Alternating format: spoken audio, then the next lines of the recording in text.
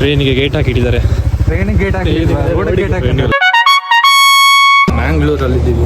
ಏನಿಲ್ಲ, ನನ್ನ ಫ್ರೆಂಡನ್ನು ನೋಡಕ್ಕೆ ಬಂದಿದ್ದೆ. ನಮ್ಮ ಹುಡುಗ ನಾನು ಕರ್ಕೊಂಡು ಹೋಗ್ತೀನಿ ಅಂತ ಈಗ ಒಂದು ಅರ್ಧ ತಾಸಾಯ್ತು.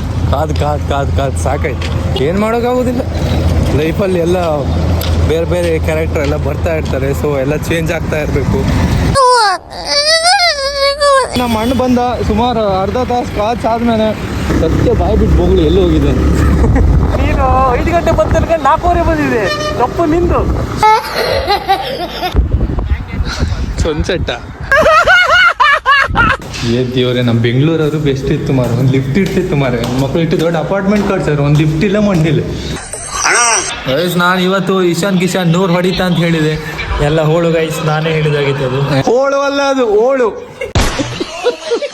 ಗೈಸ್. ನಾನು ಏನೇನೋ ಎಕ್ಸ್ಪೆಕ್ಟೇಷನ್ ಇಟ್ಕೊಂಡಿದ್ದೀನಿ. ನನ್ನ ಮಗನ ರೂಮಿಗೆ ಬಂದರೆ ಒಳ್ಳೆ ಅಡುಗೆ ಮಾಡಾಕ್ತಾನೆ ಅಂತ. ಹೊರಗಡೆ ಊಟಕ್ಕೆ ಕರ್ಕೊಂಡು ಹೋಗ್ತಾನೆ. ಲೈಟ್ ಆನ್ ಮಾಡೋದು ಹೆಂಗೆ ಗೊತ್ತಾ ನಿಂಗೆ? ಲೈಟ್ ಇಲ್ಲ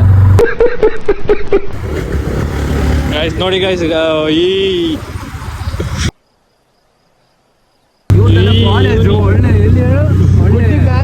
ಬುಡ್ಡಿ ಮ್ಯಾಲ್ ಮಾಡಾರ. ಇದೆಲ್ಲ ಎಂತದ ಮಾರಿ, ಆ ತೋಡ್ಕ ಬಿದ್ರೆ ಕೆಳಗೆ